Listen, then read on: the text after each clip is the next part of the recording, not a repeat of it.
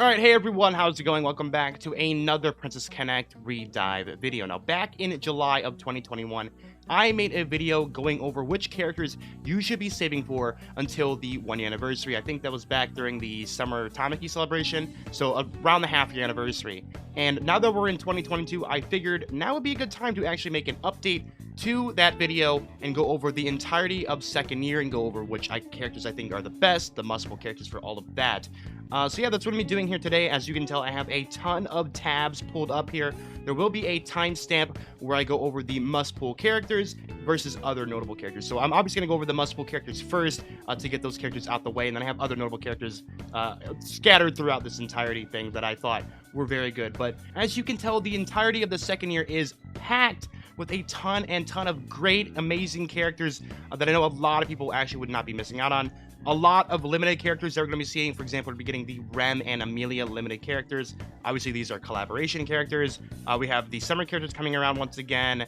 We have other limited characters like Halloween Kyoka, Halloween Shinobu, and the Halloween Misaki rerun is here. Halloween Mimi, the other limited characters. So there's a ton of limited characters that are going to be making their debut. So in this entirety of the second year of Priconne, there's going to be a lot of must-pull characters in here and other really insanely good notable characters. And for the reason that being is they just try to power creep the game. They literally just power creep the game. Everyone gets more powerful. It's ridiculous. So we're gonna go ahead and start off where we currently are as a recording of this video, which is about 9 days before the 1 year anniversary with Valentine Chizuru and Mimi, and the current banner right now is New Year Hiyori. So starting straight off, these two characters right here, Valentine Chizuru and Mimi, in my opinion, go into the must-pull category. I've already talked about Mimi before. I've already talked about Valentine Chizuru before. Obviously, I'm making more in-depth video going over Mimi when she does end up coming out on Global in about a week from now. But she's absolutely amazing, one of the best DPS characters in the entire game. Absolutely broken character.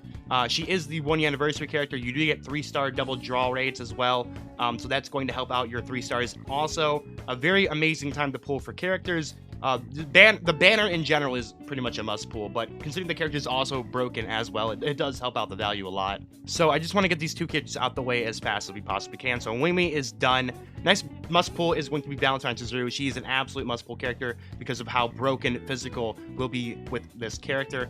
Clan Battle, absolutely must have. You must have this character for Clan Battle. And other game modes like Quest and Luna Tower, she will be absolutely amazing in, just because of her pure raw supporting that she does to physical. So very good character. Now that we have the Valentine Chizuru and Mimi out the way, we'll actually jump into the full-on second year. Straight in, we're going to go with the must-pull characters. So the next must-pull character is, of course, going to be Summer Saren, who probably is the best character in the entire game, if not one of the best characters in the entire game, like top 5 easily. She is absolutely ridiculous. If you can't tell from her overall ranking with unique equipment and without unique equipment, she's great everywhere. She has almost no flaws except for that she has low damage. She's almost unable to heal herself much from her HP drain, and she does not possess any HP recovery skills, so she can't keep herself healed, right? And her skill 1 only activates once. But besides that, she is absolutely insane. Her defense is really high. She supports both magic and physical attackers. Absolutely crazy character. We just want to take a look at her skills for a little bit. She's going to be applying a physical attack, magic attack, and action speed buff to all allies on her Union Burst. Fair and balanced, of course. Obviously, very fair. Action speed buffing is very strong, but considering that she gives this to all allies as well as physical and magic attack, means she works with literally any team comp. And she has her rank 2, which also will be giving an action speed buff to all allies as well, so you're going to be getting another action speed buff until you pop your Union Burst. Then you have your rank 4, which is going to be giving a physical attack, physical crit rate, magic attack, and magical crit rate buff to all allies. Once again, absolutely insane. So she's just a pure attack buff supporter, crit rate buff supporter, action speed buff supporter. She does it all. Her damage isn't, of course, the craziest in the world, but she just does so much supporting, and she's so universal that she works on literally any team comp. Magic, physical, doesn't matter. You throw her on there, and she does absolutely amazing because she's going to be giving all these buffs to both typings. So she easily is the must pull, in my opinion, of 2022 and of the second year of Priconne. This is definitely, I think, the highlight of the entire year is going to be Summer Saren. When she comes out, she's going to be so broken as a support character. It's not even going to be fair. So that is Summer Saren done. This is, of course, going to be during July. Of course, summer characters coming around, obviously during July. So she's gonna be during in about the same time slot that we had Summer Tamaki. So I'd say about around maybe early July, or it could be late August.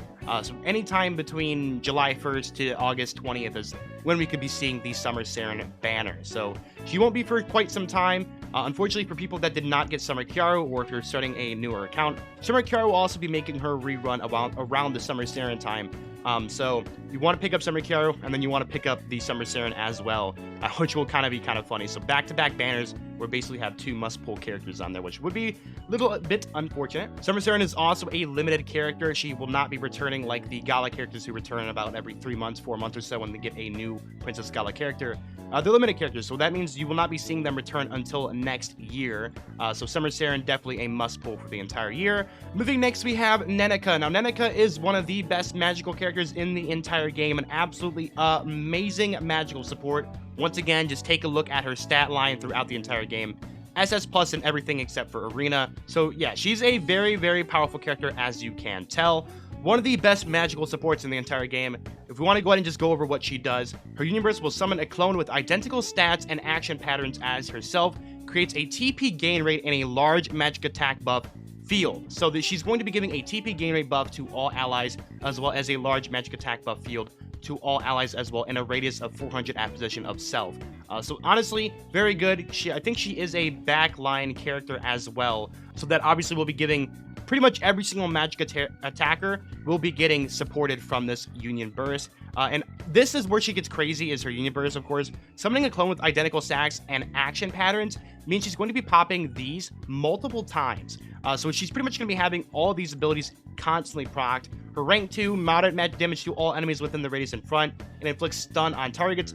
A guaranteed stun, which is really, really good. And then her rank 4, small magic defense shred with a medium magic damage. So just taking a look at this, you're thinking to yourself, hey, it doesn't look that crazy, but you have to keep in mind that she will be making a clone of herself with the exact same action patterns, which means these will be constantly getting procced over and over and over, basically doubling her damage and doubling her support as well. Just such a powerful Union Burst, easily one of the best magic characters in the entire game. In my opinion, Nenica is definitely a must-pull character, and she will be coming directly after the Summer Saren, Summer Makoto, Summer Maho banners.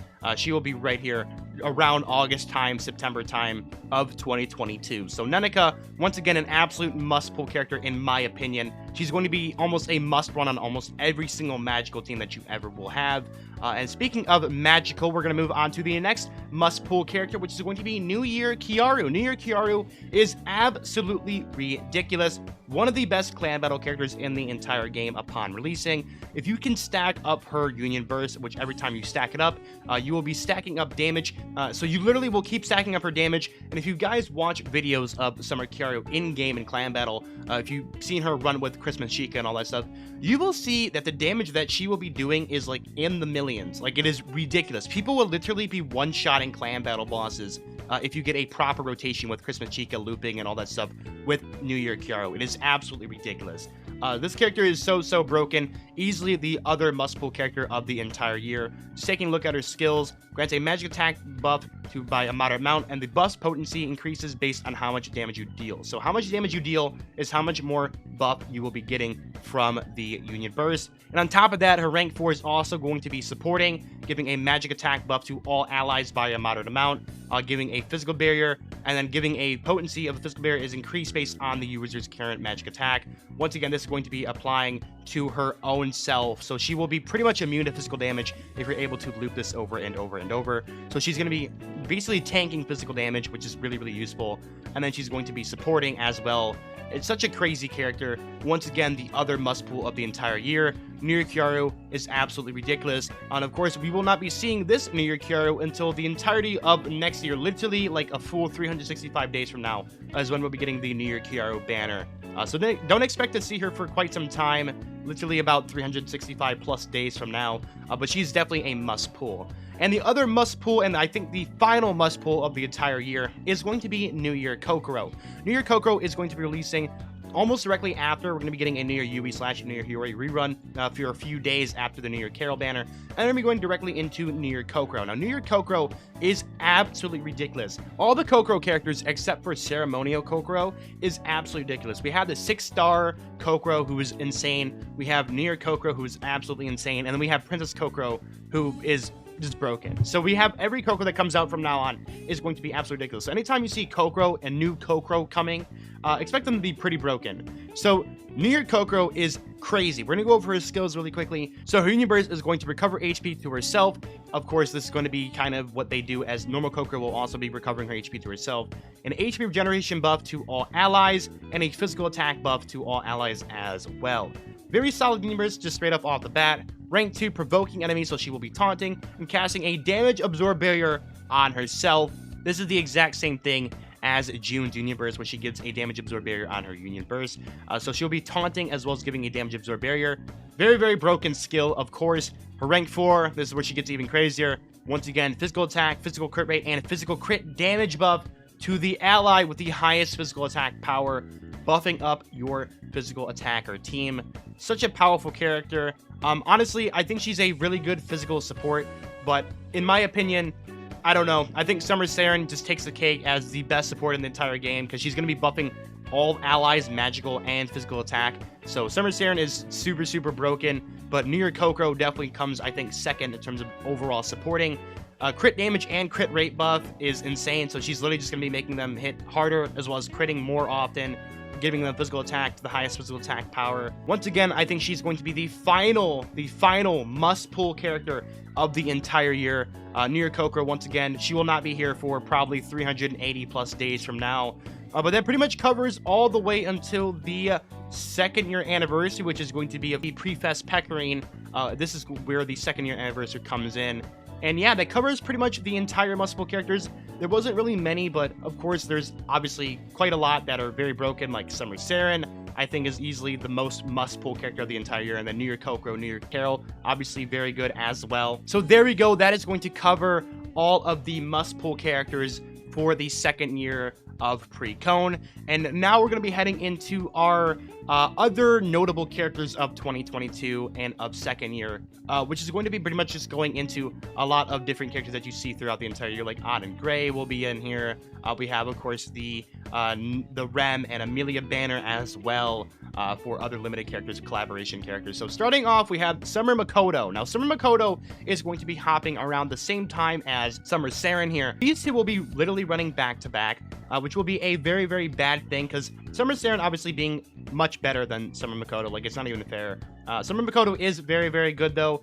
The only downside of Summer Makoto is she really isn't better than the normal Makoto, unless you're fighting a clan battle boss, which obviously clan battle is where the Makoto is known for. Is like, oh, she's such a crazy clan battle character, but she is only going to be doing a ton of damage as well as a ton of physical defense shred when you're going against one enemy. So that is her only downside, is when you're against one enemy, she's absolutely crazy. She's going to be doing a ton of damage. She gets increased damage dealt based if there's one enemy. She does a large physical defense debuff, but the problem is you have to be facing one enemy in particular. So against quest mode, Tower of Luna, arena mode, the normal Makoto is just going to be much superior to her. However, if you're facing one enemy, the Summer Makoto is going to be absolutely ridiculous. I definitely think she is worth the pulling if you want to pull for her, but she's right next to Summer Saren, so you have to be very careful with her jewels around this time. Next, we're going to be having, of course, Christmas Chica. She's going to be making her rerun during the second anniversary around Christmas time. I know a lot of people actually did end up skipping Christmas Chica, which was what I recommended. I just recommended pulling her next year. Christmas Chica, of course,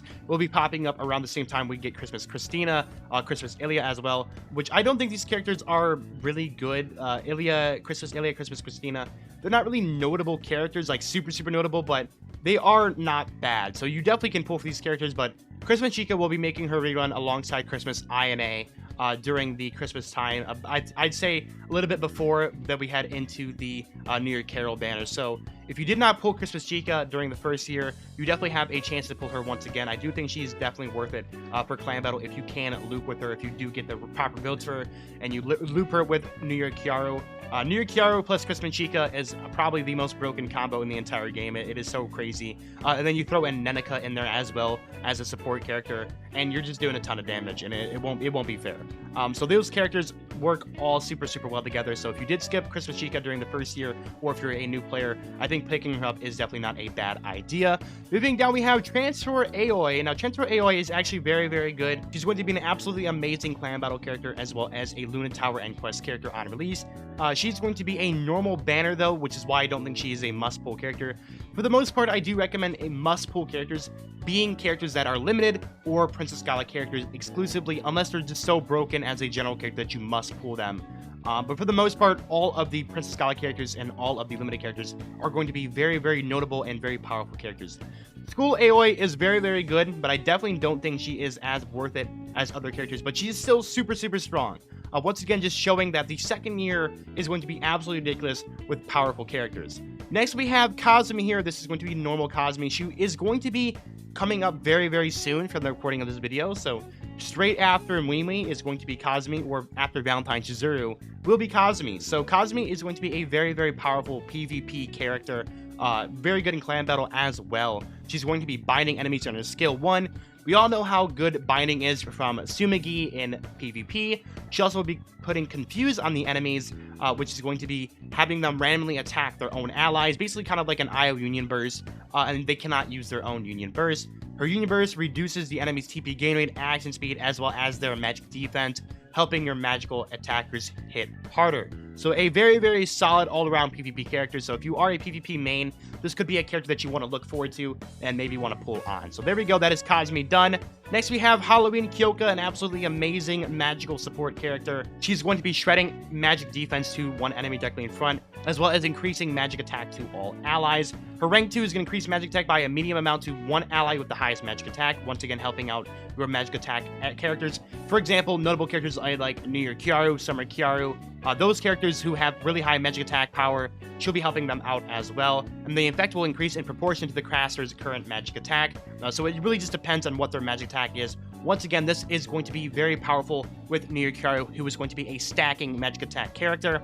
Her rank 4 is going to give a magic attack buff to all allies, and this buff will last indefinitely. So once she casts this one time, this buff will be permanently. So as soon as she casts this, you don't have to worry about her casting this once again. You can cancel this with the universe if you want to, because this buff duration will be indefinitely until the timer runs out or until you win the fight.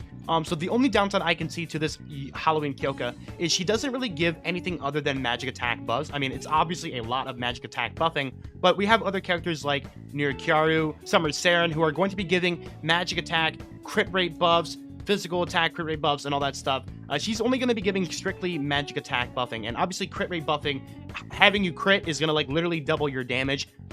So that's the only downside I can see to this Halloween Kyoka, but she's still a very powerful magic support character. So definitely a pickup if you are looking for a good magic support character if you did end up missing out on other magic support characters throughout the entire year.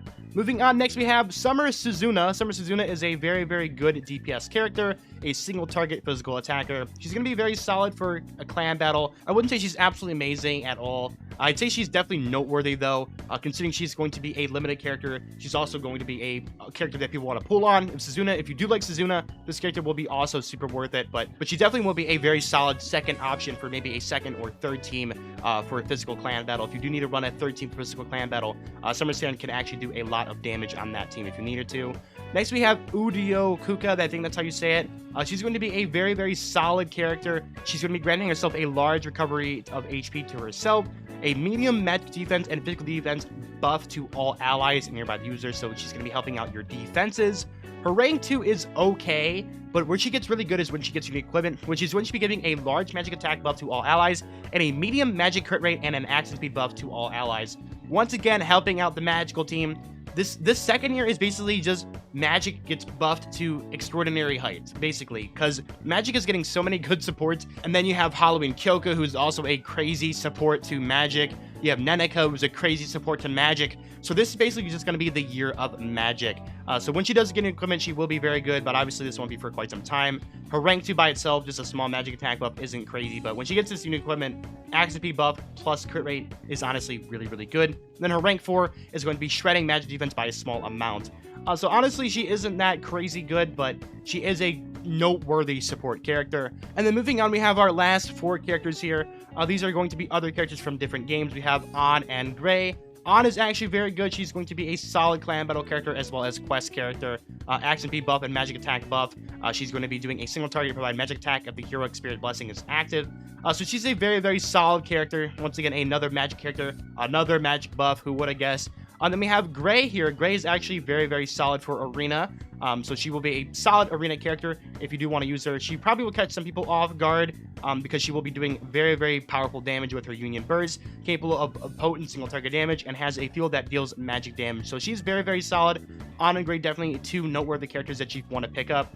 These characters will be coming directly after the Kazumi character as well as Ayumi during the popularity role pickup. And then moving on, we have our last collaboration characters. We have Rem and Amelia. Rem is actually very, very solid. She's going to be very good for arena mode. Clan battle, she does not really do too well in. And then Amelia is going to be a very good character for quest mode. So there we go. That's going to be covering almost the entirety of the second year. Obviously, I went over different characters like Uodo Ninon, who is pretty solid. But there's so many characters this entire year that are just really, really good. But obviously, I wanted to make this video going over my opinion for the best overall characters throughout the entirety of the year, the must pulls and all that stuff. So there we go. Thank you everyone for watching. I hope this guide helped some of you guys out and maybe who you wanted to pull for. And I'll see you guys all in the next video. Bye everyone.